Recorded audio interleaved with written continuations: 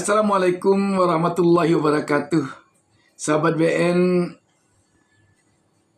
kita jumpa lagi di channel YouTube Bustami Narda Official ini. Apa yang dikemukakan oleh terdakwa kasus impor gula mantan Menteri Perdagangan Tom Lembong seusai sidang perdana kemarin ini tentu saja membuat kita tersentak. Kepada pers waktu itu, Tom Lembong mengatakan, kenapa kok dia saja Menteri Perdagangan yang diperkarakan oleh pihak kejaksaan? Padahal yang melakukan impor gula itu tidak hanya dia. Pada rezim Presiden Jokowi. Tidak dia saja. Sejumlah Menteri Perdagangan sebelumnya sesudah dia melakukan hal yang sama. Tapi mengapa hanya Tom Lembong yang dipersoalkan? Menjadi pertanyaan waktu itu bagi Tom Lembong di hadapan pers. Siang kawan-kawan media, terima kasih kehadirannya hari ini.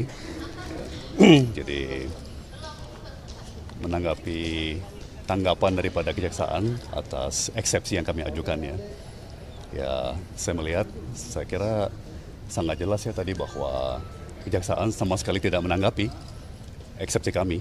Jadi yang disampaikan oleh kejaksaan tadi tidak ada kaitannya atau tidak menjawab keberatan-keberatan yang kami ajukan dalam eksepsi.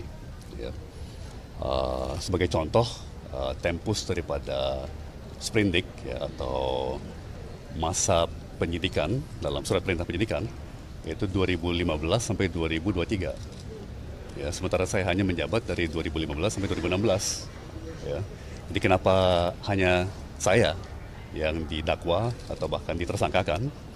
Ya. Itu kan ya tidak konsisten ya, karena kalau memang perkara yang didakwa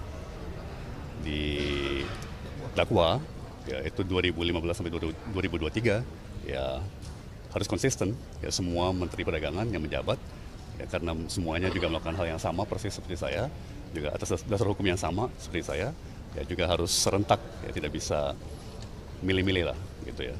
Artinya tidak ada equality before the law. Betul. Tidak setara ya dalam mata hukum.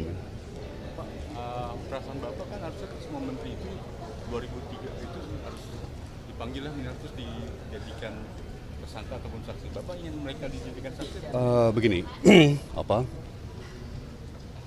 kami sangat yakin bahwa tidak ada kesalahan, tidak ada perbuatan melanggar hukum. Ya. Dan saya yakin semua menteri-menteri perdagangan yang lain ya, akan juga bisa ikut membuktikan bahwa selama ini proses importasi gula itu biasa-biasa saja. Ya, tidak ada yang diselewengkan, tidak ada yang melanggar hukum. Ya. Jadi ini seperti milih-milih, ya, mentersangkakan orang atau mendakwa orang yang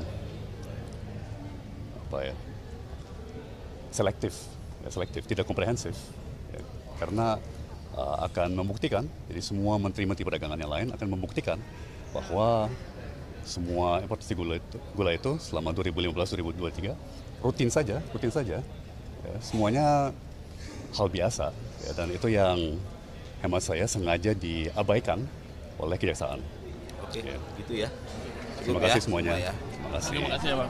Terima kasih. Jalan aja. Maaf.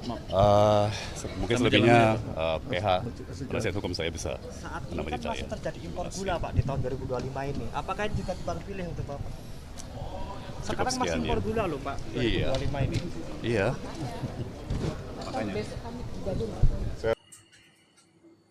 Di dalam eksepsinya Tom Lembong yang disampaikan oleh penasihat hukumnya seusai jaksa penuntut umum menyampaikan nota dakwaannya dalam sidang perdana ini, juga disinggungnya tentang hal ini. Cek. Ya. Izin majelis, kami akan langsung sedikit menanggapi mengenai tempus yang disampaikan oleh jaksa penuntut umum dalam bantahannya tadi yang majelis. Di situ jaksa penuntut umum menyatakan secara tegas bahwasanya tempusnya itu adalah waktu di mana Pak Tom Lembong ini menjabat, yaitu periode 2015 dan 2016.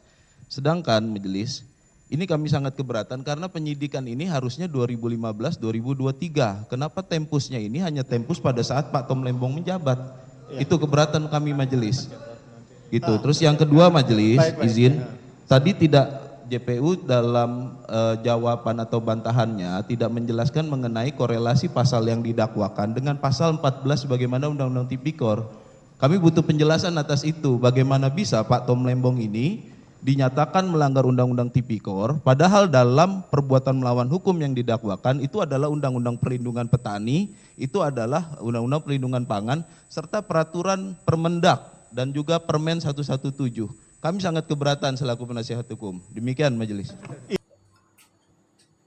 Kalau pengusutannya dari tahun 2015 sampai tahun 2023, jelas tidak hanya Tom Lembong yang harusnya diperiksa, yang harusnya diusut, yang harusnya diperkarakan, tetapi juga menteri-menteri perdagang yang lain. Tapi dalam kenyataannya hanya Tom Lembong. Makanya Tom Lembong mengatakan ini terkesan diseleksi menterinya untuk diperkarakan. Sahabat BN melihat hal ini seperti dikemukakan oleh Anies Baswedan yang juga hadir dalam sidang perdana Tom Lembong kemarin itu. Dampak dari perkara Tom Lembong ini tidak saja mungkin hanya ke dalam negeri, tetapi juga ke luar negeri. Saya menemui Tom di tahanan juga. Saya ngobrol, saya bawa buku, saya diskusi. Dan Tom ini luar biasa. Kakak Akbar. Dia tidak sedikit pun berubah. Gak ada rasa marah pada Republik. Gak ada rasa kecewa pada Republik. Saya akan meninggalkan Indonesia. Saya sudah mengerjakan ABCDFG, ternyata dapatnya begini gitu. Enggak tuh, sama sekali gak ada. Dia justru menunjukkan sikap bahwa ini yang membuat saya tetap harus berjuang di Indonesia. Situasi seperti ini tidak boleh dialami orang lain. Situasi seperti ini harus tidak terjadi lagi.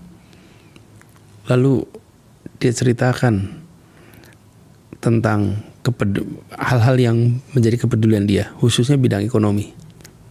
Dia concern tentang A, B, C, D di bidang perekonomian yang serius. Sementara kita tahu, Kakak Akbar, Tom itu seseorang yang bisa berkarir di mana saja di seluruh dunia, nggak harus pulang ke sini dia itu. Dia bidang dia private equity fund, bidang investasi, sebagai salah satu orang yang sangat dihormati di bidang itu. Kenapa dihormati? Karena dia konservatif. Saya dengar di Indonesia itu tidak banyak orang yang didengarkan oleh lembaga seperti BlackRock, Vanguard itu ya orang seperti Tom Lembong. Iya, dan kenapa? Karena dia menjaga integritas. 5 dia bilang 5, 6 dia bilang 6. I'm sorry you don't like it. Tapi ya inilah faktanya. Dan dia jaga itu puluhan tahun. Jadi ketika sampai ke sini juga, sampai pada peristiwa ini, saya yakin apabila ini pure persoalan hukum, insya Allah ujungnya baik. Karena itu baik itu artinya Tom akan mudah-mudahan dia akan bisa terbebas. Bila ini semata-mata pada persoalan hukumnya, mudah-mudahan itu akan bisa kejadian. Dan kita semua mengharapkan agar majelis hakim menjaga Kenapa ini penting? Peristiwa, saya rasa jarang ya ada penangkapan begini itu mendapatkan perhatian dari pelaku bisnis internasional. Oh ya. Berbagai pihak negara-negara asing pun memperhatikan. Kenapa? Karena bagi mereka ini soal kepastian hukum. Jadi, kalau peristiwa umumnya itu ya kita semua, saya juga inginnya korupsi itu diberantas habis-habisan lah. Mana pula kita mau dukung koruptor? Tidak. Gitu.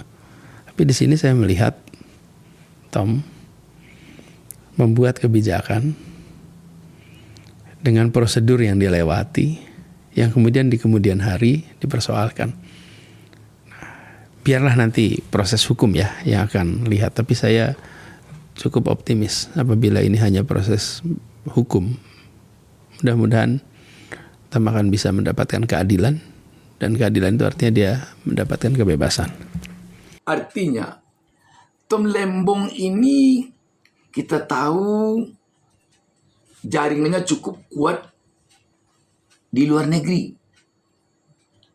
Dan ketika Tom Lembong ini nanti terkesan hanya mendapatkan prioritas tersendiri untuk diusut, sedangkan yang lain tidak. Dan ini menggambarkan bahwa hukum di negara kita masih tebang pilih. Kalau itu yang terkesan di negara-negara lain di dunia ini, bisa jadi akan berdampak kepada keengganan, keraguan, bahkan ketakutan para investor asing untuk menanamkan modalnya di Indonesia. Sebab bisa jadi investor asing akan menganggap bahwa sampai sekarang ternyata kepastian hukum masih belum tercipta di Indonesia.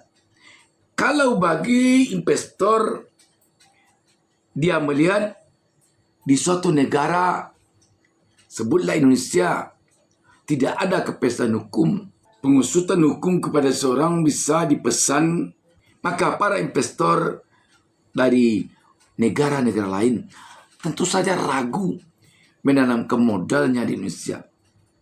Maka seperti dikatakan Anies, harusnya agar muncul kepercayaan negara-negara lain di dunia ke Indonesia untuk bisa menanamkan modalnya di Indonesia.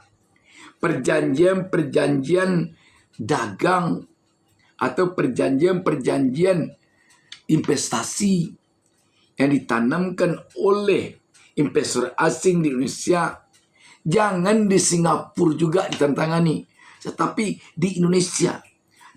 Namun kalau mereka menganggap hukum Indonesia belum lagi ada kepastiannya, maka tentu saja mereka tidak mau menandatangani perjanjian-perjanjian itu di Indonesia. Maka dia hanya akan mau menandatangani perjanjiannya di Singapura. Selagi penandatanganan ini masih tetap di negara lain, tidak di Indonesia, maka ini tentu mencerminkan bahwa negara-negara lain di dunia masih menganggap hukum Indonesia masih menakutkan bagi mereka. Karena bisa jadi mereka menganggap hukum Indonesia belum memiliki kepastian hukum. Selama kontrak-kontrak kerjasama ekonomi yang nilainya besar tidak mau ditandatangani di Jakarta atau di Indonesia, tapi maunya ditandatangani di Singapura, itu artinya pelaku-pelaku itu tidak percaya dengan sistem hukum kita. Dan mereka tidak yakin nanti kalau ada sengketa, mereka akan bisa mendapatkan kepastian hukum, mendapatkan keadilan, mendapatkan kebenaran. Karena itu mereka nggak mau dikerjakan di sini. Nah, ini itu hanya sekedar satu contoh masalah. Tapi menurut hemat kami, mulainya harus dari puncak dengan langkah konkret. Statement baik, tapi statement harus diikuti dengan kebijakan-kebijakan.